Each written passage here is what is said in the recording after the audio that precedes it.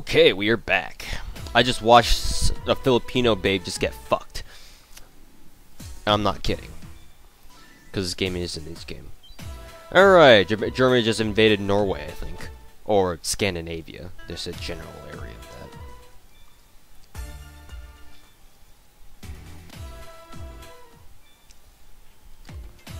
that. All these events that I really do not care about. Unfortunately, you can't recruit Rashara on non-Japanification route, so that kind of sucks.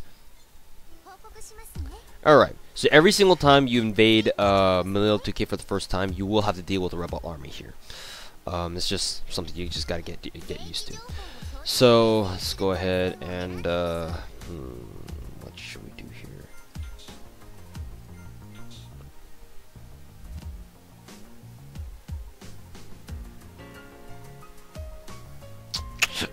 Excuse me. The hiccups.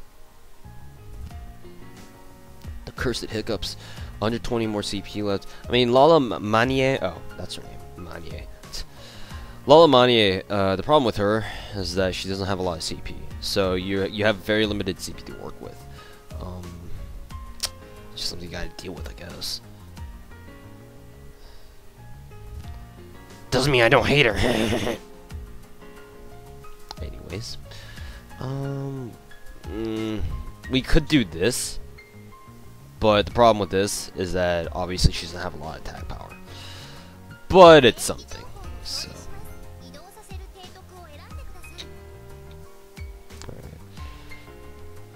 now, turn 6, when you're in this position, it gets to be a little bit, I guess, how should I call it? It's kind of iffy because at this point, if you don't know what to do, you're like, well, do I invade more, or do I consolidate my current territories and just hold on to them until I can gain some like sustainable revenue, or I can finally start getting some revenue out of it? Because, see, I can readjust my troops from here to deal with both the invasion the invasion here from Hawaii, the rebellion at Milil-2K, and invade Malay Tiger all at the same time. By the way, Malay Tiger is referring to Malaysia, in case you couldn't tell already. So I could do that, and I'm kind of looking at that, but I'm thinking, well, but at the same time, what if I get invaded from Vietnam? Because once you start getting invaded from Vietnam, Vietnam or actually, Malay Tiger is British territory, and they will attack you quite a lot from Vietnam. So that's just one of the things that you kind of need to get used to. I recommend that you guys, completely capture the Pacific Theater first, Rabaul, Shikoku, Malay Tiger, all just completely before you start heading off to the other side of the map, like into Vietnam or whatever. But the problem is that you can't invade Hawaii because Hawaii is way too well defended. This is kind of going against Pearl Harbor logic because Pearl Harbor was not this well defended. Just saying right now, in this game, it's pretty well defended, as you guys can probably tell by the troops right now. Like, what the fuck? Really? Okay. Yeah, that's historically accurate. So, me spewing out my rage about how inaccurate, this shit is. What we're gonna do is we will go ahead and not do anything. Yeah, that's exactly what I'm going to do. No, not really. I'm gonna send Lalamani over here. Send Rinf, I don't fucking know. Rinfa over there, and then we will go ahead and because all I want to do is just leave Shibigami and Lalamani here to defend Micronesia, because the first invasion from Hawaii is going to be kind of tough if you don't know what you're doing, or if you don't expect it. But if you do expect it, then it's reasonably easy to deal with. Then again, I might have to restart because I didn't calculate damages quite enough. But that's besides the point. For now, I'm gonna take a gamble, and I'm gonna go ahead and send Yamamoto Mugen over here to deal with the rebellion. With that being said, the rebellion isn't gonna be that tough to deal with, so I'm going to send all 4 of these guys over to Malay Tiger and capture that. And we will see what happens, and we'll see if I actually need to restart it or not. So the rebellion starts off pretty easy to deal with at first, but it gets progressively harder until it gets to the point where it's actually, whenever you get rebellions at the late game, it's kind of a big deal. They are not kidding. They are not fucking around by that point. Let's see. We can send these guys. We could do that. There we go. One shot that dude. Yeah, it should work.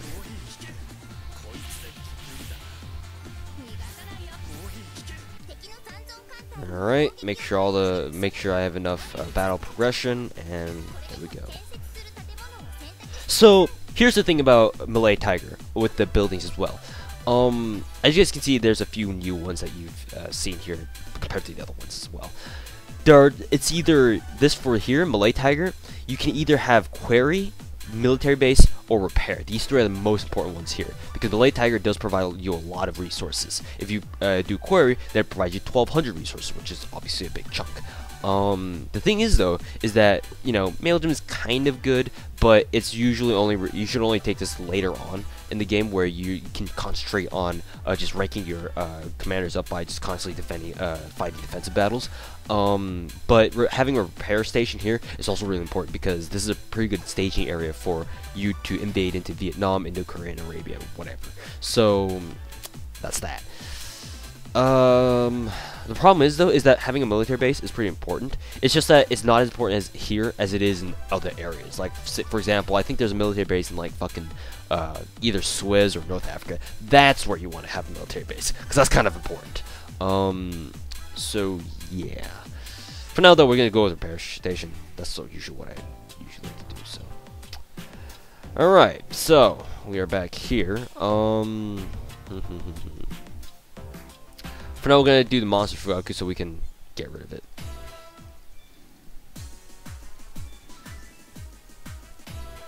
Germany just invaded France and they just captured it, so we'll see you later, France. Alright, so here's the thing. I'm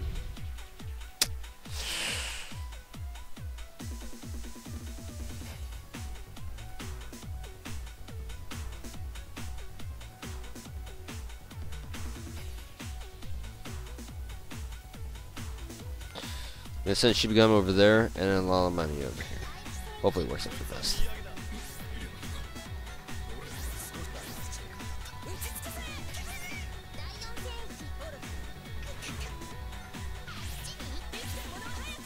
Get one shot. Alright, defended that pretty easily. We did take some unnecessary damage in my opinion, but oh well, we defended it. Triple Alliance, you want to agree with this. Triple Alliance, very good. And because we're taking True Route number 2, do not accept Japanification plan. It'll suck missing out on those commanders, but you know what? Just gotta do what you gotta do. Alright, because we defended the invasion of Hawaii successfully, we don't have to worry about them invading for a little bit anyway. So let's go ahead and focus on these ones. Send that guy over there, and let's see here. From here, we can invade Shikoku, I believe. Send him down there. Invade there. Make sure. So for Shikoku, the Shikoku battle, let's see. Don't bother fighting this. Like, you can theoretically beat him because he doesn't have a lot of radar and he doesn't have a lot of laser attack.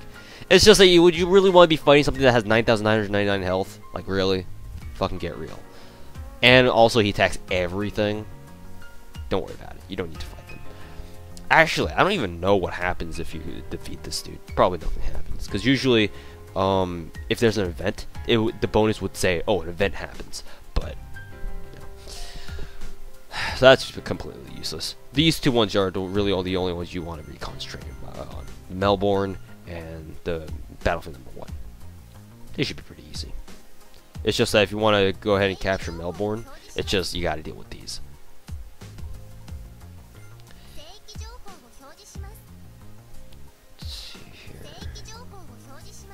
We can actually just get rid of Mugen's ship here. Is there anything else I could keep on him for the time being? Not really. No. Okay. Get rid of this. And voila!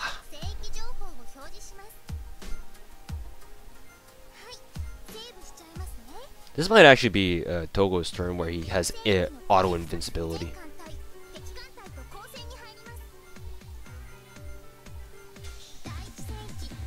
Oh, no, not really.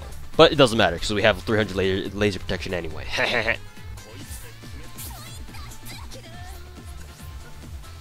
Hey, no damage at all. Suckers! How mad. How fucking mad. Yes, they are supposed to be space monsters. One shot that dude. And just steadily wear away at his health until he dies.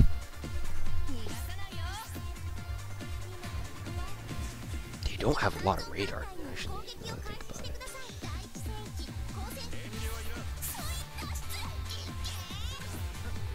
For some reason, the governor of Shikoku has the voice of like a 10-year-old.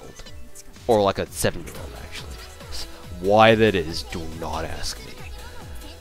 So, for Shikoku, very, very important that you go ahead and take Query. Or if you want, retech. But if you don't choose Query, you're really missing out. I mean, come on, 840? Like, get real. Query, motherfucker. Alright, so now that we've captured that, we do see that we do have a lot more events to do. So, first of all, most important, the Cat Whisperer. This will unlock our tech, our R&D department, where we can actually research better ships. And not have to be stuck on these crappy ass fucking tier 1 ships forever. So that event just explained the backstory of Togo Tsuyoshi's kind of family life, I suppose. I suppose I'll spoil the ending for you, or the main plot line, because I mean part of it's not translated anyway, so it's like, how are you gonna know? Basically, True Out Ending number 2 revolves around just basically Togo Tsuyoshi, who's your main character. It's this dude, in case you didn't know. Basically, towards the later half of the game, you'll run into his wife, and if you look at his biography, he lost his wife, whose name was Scarlet, in a spaceship accident 2 years ago, and he had a daughter with her, who's Maki, who you've already probably seen already. She's a little girl with the green hair. So, you know, obviously because, you know, she's his wife, you know, he does eventually find her, finds out that she didn't actually die, and or maybe it actually, just going off the biography itself, you can't really assume that she did die. It's just she's just gone MIA, you know. So he does find her again somehow. So I'm not really too sure how, because the parts where it explains how they meet up with Scarlet again is still untranslated. It's just, the important thing is that you know, they meet up again, and you eventually recruit her, and she's a really kick-ass commander. You'll see later. Alright, so that being said, what should we do here? By this point, Shibigami and Lalamanie have both had their fleets repaired to full. So what we can do is here, we can invade Rabul right away. It's just that the problem with that is that we will be overextending our troops just by a little bit. So in order to do that, what we're gonna do is just have just hold down a position here until we capture Rabul. The thing about Rabul is that you can capture a commander by the name of, I think his name is Johnny A. Nixon. Yes, that Nixon. It's just that he's not a very great commander, especially because his passive skill occasionally makes you take 9,900 damage. 99 damage, actually. So, worth getting? I don't know. But I suppose we'll get him because we can, for shits and giggles, I guess. So, Yeah. It's just that our only time restraint right now is that if you want to stay on true route, then you need to capture either Hawaii or Arabia before turn 30. Right now we're on turn 8, so we got plenty of time. It's just that you just need to keep that in the back of your mind. Right now, though, for the time being, we will go ahead and research the DD Thunder 53, I think it's called, or 63? Is it called 63? Yeah, it's called 63. Because obviously these are way better than the prototype ones that Tanaka Raizo started out with. God, those things suck. So, we'll be buying those pretty soon. Check our stat page a little bit, make sure that our things are up to date. So yeah, we'll wait for Johnny A. Nixon to come invading in from Rabaul so we can capture him later. Discovery mission. This is going to come in handy later on, but you can ignore that for now. Let's see here.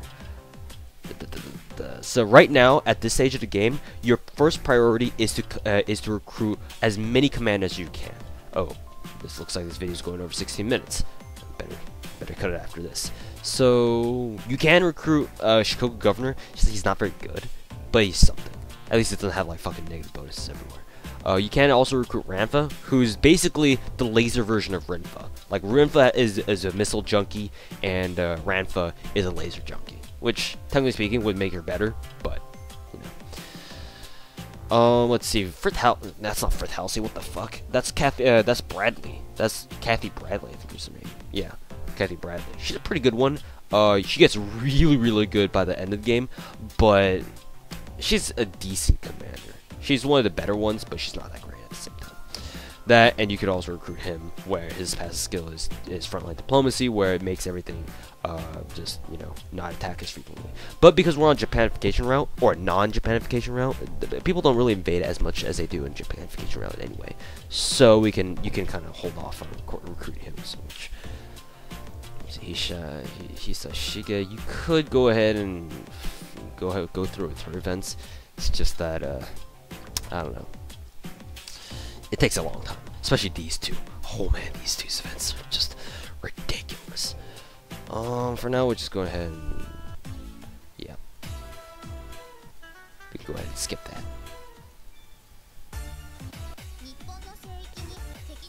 O10 knows they're invading. Victory Nelson is invading, guys. Whatever shall we do? Alright, so, what to do about this, huh? Thing is about Nelson is that he does have 600 anti-laser properties because he's got these two CLF Edgar ships, which is a pain in the ass to deal with.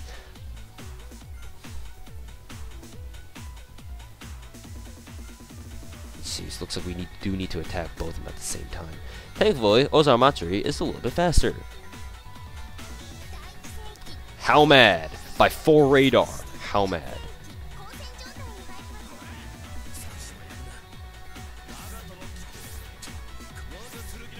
She can tank that.